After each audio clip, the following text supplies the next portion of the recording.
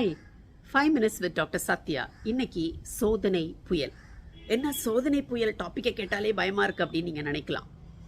சோதனை அப்படின்றது உலகத்தில் உள்ள எல்லா மனுஷருக்கும் வரக்கூடியதான். எவ்வளோ பெரிய ஒரு பதவியில் ஒருத்தர் இருந்தாலும் சரி, for example president of America, அவருக்கே ஆனாலும் சரி சோதனை வரத்தான் செய்யும். வீட்டில் இருக்கிற அம்மாமாருக்கும் சோதனை வரத்தான் செய்யும். சரி சோதனைன்னு சொல்கிறீங்களே, சோதனை வந்த பிறகு பார்த்துக்கலாம், அதை எப்படி மேனேஜ் பண்ணுறதுன்னு அப்படின்னு நீங்கள் நினைக்கலாம். ஆனால் நான் என்ன சொல்ல வரேன்னா, சோதனை இல்லாமல் பிரச்சனை இல்லாமல் சமாதானமாக இருக்கிறீங்கல்ல, அந்த நேரத்தில் ஒரு சோதனை வந்துச்சுன்னா நான் என்ன செய்யணும், எப்படி பேசணும், எப்படி பிஹேவ் பண்ணணும்னு சொல்லி இப்போமே நம்ம டிசைட் பண்ணி வச்சுக்கிட்டோம்னா ஒரு சோதனை வரும்போது ரியாக்ட் பண்ணுவது நமக்கு ஈஸியாக இருக்கும். இப்போ இந்த ரயில்வே ஸ்டேஷன், ஹாஸ்பிட்டல்ஸ், ஆஃபீஸ்லலாம் சில வேளைகளில் மாக் ட்ரில் பண்ணுவாங்க.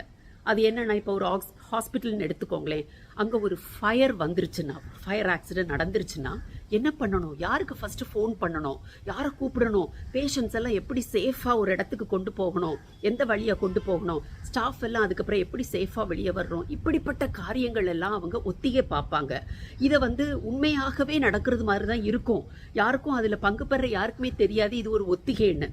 முடிஞ்ச பிறகு தான் சொல்லுவாங்க இது ஒரு ஒத்திகை தான் அப்படின்னு சொல்லிட்டு.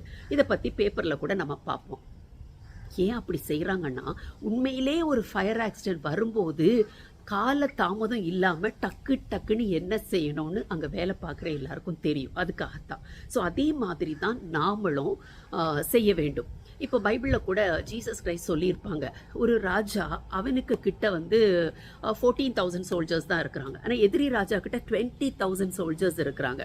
இப்போ 2 பேரும் சண்டைக்கு போகிறாங்கன்னா, முதல்ல இந்த ராஜா அவனுக்கு 20,000 சோல்ஜர்ஸ் இருக்கிறவனுக்கு எதிராக போகிறதுக்கு முன்னாடி உட்காந்து இவன் கணக்கு பார்க்கணும். நம்மக்கிட்ட 14,000 தானே இருக்கிறாங்க, இவங்களை வச்சுட்டு நான் அவனை எதிர்கொண்டு போய் நான் வெற்றி பெற முடியுமா அப்படின்னு சொல்லி கணக்கு பார்த்து முடியாதுன்னு தோணுச்சுன்னா அந்த ராஜா தூரத்தில் இருக்கும்போதே சமாதான தூதனை அனுப்பிடணும் வெள்ளக்கொடியோடு. அதுதான் ப்ராப்பர் பிளானிங். சரியா? அப்புறம் இங்கே ஒரு இன்சிடென்ட் நான் பைபிளில் தான் எடுக்க போகிறேன். மார்க் 4ஆம் அதிகாரம் 35வது வசனத்திலிருந்து 40வது வசனம்.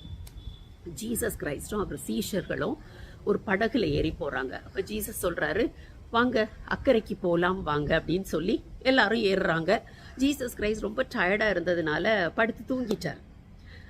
பாதி தூரம் போன பிறகு பார்த்தீங்கன்னா பயங்கர ஒரு காற்று, அதனால பயங்கர கடல் கொந்தளிப்பு, அந்த போட் அப்படி இப்படி ஆடுது, தண்ணியெல்லாம் போட்டுக்குள்ளே வந்துருச்சு. சீஷர்களெல்லாம் முதல்ல தண்ணியெல்லாம் அள்ளி வெளியே ஊற்றி பார்த்தாங்க. ஆனால் அதுக்கு பிறகு ரொம்ப ப்ராப்ளம் ரொம்ப ஜாஸ்தியாக இருக்குது, படகே கவுந்துரும் போல இருக்குது அப்படின்னு சொன்னோன்னே ஓடி போய் ஜீசஸ் எழுப்புறாங்க. ஐயரே எழும்புங்க, நாங்கள் மடிந்து போகிறோம், தண்ணி எல்லாம் வருது அப்படின்னு சொல்லிட்டு.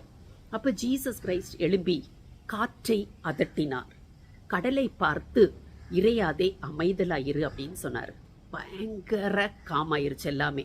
அடுத்து சீஷர்களை பார்த்து சொன்னாரு, ஏன் பயப்பட்டீர்கள், ஏன் உங்களுக்கு விசுவாசம் இல்லாமல் போயிருச்சு. இதுல இருந்து தான் நம்ம இன்னைக்கு கத்துக்க போறோம். ஸோ முதலாவதாக எந்த ஒரு சோதனையோ பிரச்சனையோ வருதுன்னாலும் நம்ம என்ன செய்யணும், பயப்படக்கூடாது. அந்த ஒரு டிசிஷனை நம்ம இப்போ எடுக்கணும். ஜீசஸ் கிரைஸ்டா தான் அவங்கள்ட்ட சொன்னாங்க, ஏன் பயப்பட்டீங்க, ஏன் உங்களுக்கு விசுவாசம் இல்லாமல் போயிருச்சு. இப்போ ஜீசஸ் பயப்படக்கூடாதுன்னு நம்மக்கிட்ட சொல்கிறாருன்னா அதுக்கான காரணத்தையும் அவர் சொல்லிடுவார் பாருங்க. ஏசாயா 41ஆம் அதிகாரம் 10வது வசனத்தில் சொல்கிறாரு, நீ பயப்படாதே, நான் உன்னுடனே இருக்கிறேன், நீ திகையாதே, நான் உன் தேவன். நான் உன் தேவன்னு சொல்லிட்டு அடுத்து சொல்கிறாரு, நான் உன்னை பலப்படுத்தி உனக்கு சகாயம் பண்ணுவேன். சகாயம்னா ஹெல்ப். அப்போ எவ்வளோ அழகாக நமக்கு தைரியம் கொடுத்துட்டாரு. அப்போ இந்த வசனத்தை நமக்கும் தான் சொல்லியிருக்கிறாரு, நாமும் பயப்பட தேவையில்லை. அப்போ நான் பயப்பட மாட்டேன்னு ஒரு டிசிஷன் ஃபர்ஸ்ட் எடுத்துருங்க. இப்போ ரெண்டாவதாக, சோதனைக்கு காரணமானவனை அதட்ட வேண்டும், சோதனையை பார்த்து பேச வேண்டும். ஜீசஸ் கிரைஸ்ட் செய்தது மாதிரி. இப்போ நம்மளுக்கு பிரச்சனைகள் சோதனைகள் எல்லாம் வரும்போது பின்னால இருந்து இதெல்லாம் நமக்கு கொடுக்கிறவன் பிசாசு. அவன் மனுஷர்களை அதுக்காக யூஸ் பண்ணலாம், சூழ்நிலைகளை யூஸ் பண்ணலாம். ஃபார் எக்ஸாம்பிள், ஆஃபீஸில் வேலை பார்க்குறீங்க, கூட வேலை பார்க்குறவங்களெல்லாம் உங்களுக்கு எதிராக எழுப்பி விட்டு உங்களுக்கு பெரிய பிரச்சனையை, மன கஷ்டத்தை கொடுக்குறான். அப்போ முதல்ல என்ன செய்யணும், அதற்கு காரணமான பிசாசை இயேசுவின் நாமத்தினாலே அதட்ட வேண்டும். அடுத்தது, அந்த சோதனையை பார்த்து பிரச்சனையை பார்த்து பேசணும். சத்துருக்கள் தானே இங்க, அதுக்கு என்ன பேசணும்? உபாகமம் 28ஆம் அதிகாரம் 7வது வசனத்துல, ஒரு வழியாய் உனக்கு எதிராக வருகிறவர்கள் 7 வழியாய் ஓடி போவார்கள். நீங்க இதை பேசின பிறகு பாருங்க, உங்களுக்கு எதிராக வந்தவங்கலாம் துண்டக்கானம் துணியக்கானோன்னு தெரிச்சு ஓடிடுவாங்க. 3வதாக, வேத வசனத்துக்கு எதிராக பேசக்கூடாது. ஜீசஸ் கிரைஸ்ட் அங்க சொன்னார், அக்கறைக்கு போவோம் பாருங்கள். இவங்க ஜஸ்ட் அதுக்கு ஆப்போசிட்டா சொல்றாங்க, ஐயோ நாங்க செத்து போறோமே அப்படின்ட்டு. இப்படி நாம பேசக்கூடாது. தேவன் ஒரு வார்த்தையை நமக்கு கொடுத்திருக்கிறார்னா அதற்கு எதிராக நம்ம பேசக்கூடாது. இதெல்லாம் நம்ம இப்ப 3 காரியங்களையும் டிசைட் பண்ணி வச்சுக்கணும். ஒரு பிரச்சனை வந்துச்சுன்னா நான் ஃபர்ஸ்ட் பயப்பட மாட்டேன். அடுத்தது, அந்த பிரச்சனைக்கு காரணமான பிசாசை இயேசுவின் நாமத்தினால அதட்டுவேன். அடுத்தது, அந்த சோதனையை பார்த்து பேசுவேன். என்ன பேசுவீங்க? வேத வசனத்தை பேசுவீங்க.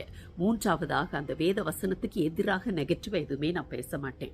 இப்படி டிசைட் பண்ணி வச்சுக்கோங்க, நீங்க ஜெயம் எடுப்பீங்க. God bless you.